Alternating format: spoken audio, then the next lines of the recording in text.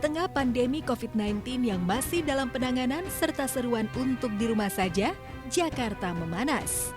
Aksi damai mahasiswa dan buruh saat penyampaian aspirasi menolak pengesahan DPR atas Undang-Undang Cipta Kerja atau Omnibus Law berujung rusuh. Titik kerusuhan bermula di kawasan Harmoni dan merembet ke sejumlah kawasan di Jakarta Pusat. Bukan hanya di Jakarta, demo juga digelar di sejumlah daerah. Kontroversi pengesahan Omnibus Law atau Undang-Undang Cipta Kerja menjadi debat di ranah publik. Selain itu, penolakan atas Omnibus Law terjadi juga di ranah maya. Netizen membanjiri laman selebriti yang menjabat sebagai anggota dewan dan ikut mengesahkan Omnibus Law. Beberapa di antaranya Nurul Arifin, Desi Ratnasari, Eko Patrio, dan Krisdayanti. Publik merasa kecewa pada sejumlah selebriti yang dianggap telah menyakiti hati dan kepercayaan rakyat. Eko bahkan dibanjiri hujatan netizen. Dari pagi sampai malam, kemudian tetap kokoh berada pada pergerakan ini untuk kemudian menuntut apa yang kemudian menjadi keresahan bagi seluruh rakyat Indonesia, betul? Di hadapan Bapak Gubernur dan saudara yang sungguh saya hormati, di beberapa provinsi di Indonesia, masing-masing gubernur telah menyatakan sikap untuk kemudian menolak Undang-Undang Omnibus Law, betul? Pemerintah itu mengeluarkan kebijakan yang sebenarnya itu bagus. Tapi masalahnya di sisi lain adalah warga negara kita tuh belum siap gitu loh. Mentalnya kita belum cukup untuk menerima hal seperti itu. Apalagi nih satu hal lagi. Ini juga sedikit masukan buat pemerintah ya. Kalau mengeluarkan kebijakan, lihat momennya. Sekarang masa pandemi. Yang kita tuh harus dikasih maksudnya edukasi dulu. Tapi enggak, ini main langsung aja tiba-tiba disahkan. Siapa nggak meledak seperti itu? Sebelum kita melakukan kritik atau memberikan suatu wacana ini kontroversi atau tidak, yang kita harus baca dulu semuanya. Apakah benar undang-undang itu sudah tidak memenuhi rasa keadilan dari sisi pekerja ataupun dari sisi pengusaha, dan juga harus dilihat yang kedua bahwa tidak melulu undang-undang itu ya kan harus menguntungkan salah satu pihak. Nah, undang-undang itu adalah solusi dan rumah bersama bagi para pihak. Jadi dalam Undang-Undang Cipta Kerja itu ada kepentingan pekerja, tapi ada juga kepentingan pengusaha. Nah, ini dicari titik tengahnya. Bagaimana? Jadi nggak bisa juga terlalu miring ke pekerja. Yang kedua juga nggak bisa juga terlalu miring ke pengusaha dalam hal ini seperti itu.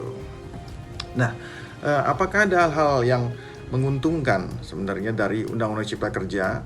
Yang sekilas saya lihat dan saya baca bahwa sebenarnya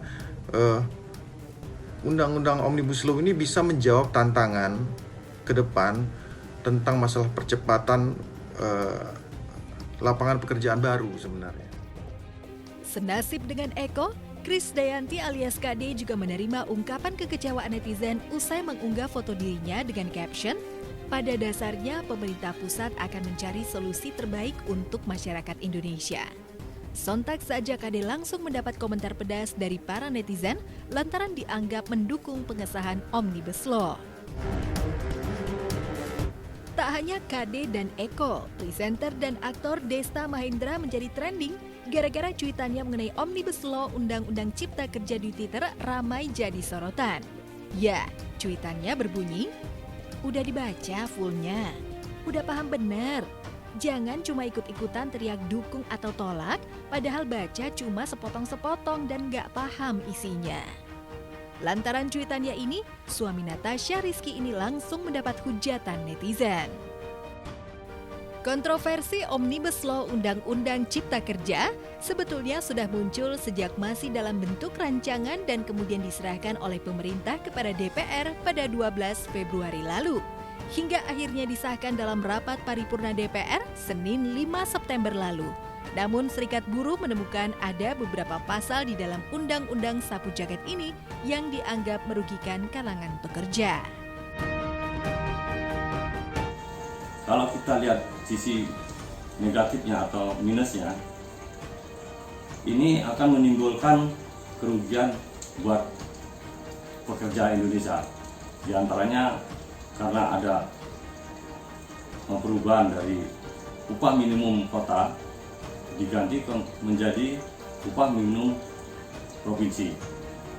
Ini tentu akan merugikan pekerja karena kita tahu bahwa tempat usaha-usaha yang ada di Indonesia ini cenderung atau lebih besar ada di perkotaan, sehingga akan mendapatkan atau mempengaruhi nilai upah yang lebih rendah dari yang sebelumnya.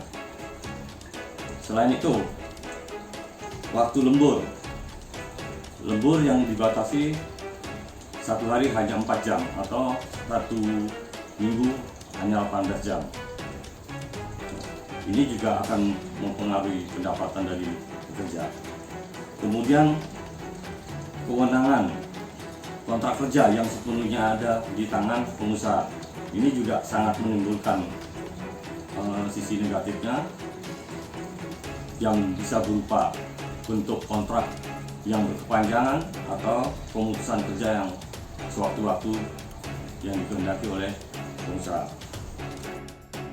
Dalam situasi yang menegangkan di Jakarta akibat demo gabungan yang berakhir rusuh, lantas apa tanggapan sejumlah selebriti tentang polemik Omnibus Law?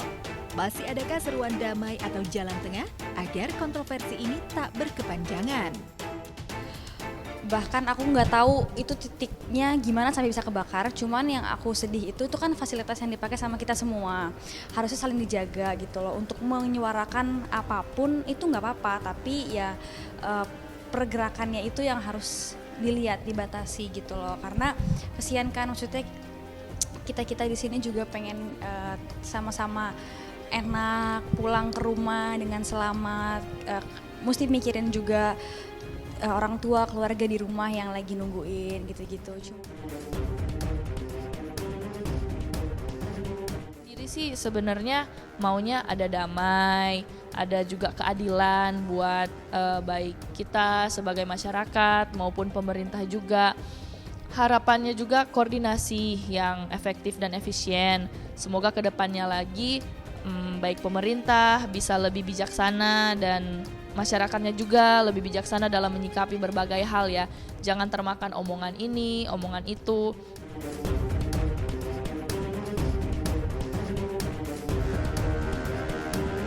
Saya selaku seorang praktisi hukum dan lawyer bahwa dalam menyuarakan suatu aspirasi baik itu masyarakat, unsur masyarakat, pekerja, mahasiswa, buruh dan lain sebagainya harus dilakukan melalui mekanisme dan koridor hukum yang berlaku. Jangan sampai melakukan atau menyuarakan haknya tapi merugikan atau kepentingan hak orang lain, ya kan. Yang kedua ya jangan rusuh, itu yang pasti. Karena di saat seperti sekarang ini seharusnya kita bahu membahu supaya pandemi ini bisa cepat berlalu. Nah, bagaimana caranya mindset kita mendukung ke arah situ? Saya ambil contoh kegiatan mengumpulkan massa dalam bentuk dalam jumlah yang besar itu tentunya akan mengakibatkan pandemi corona ini akan lebih panjang bagi kita ke depannya dengan tingkat penyebaran jauh lebih tinggi karena konsentrasi massa yang besar itu tentunya tingkat penyebarannya akan tinggi juga. Nah, itu juga harus diperhatikan.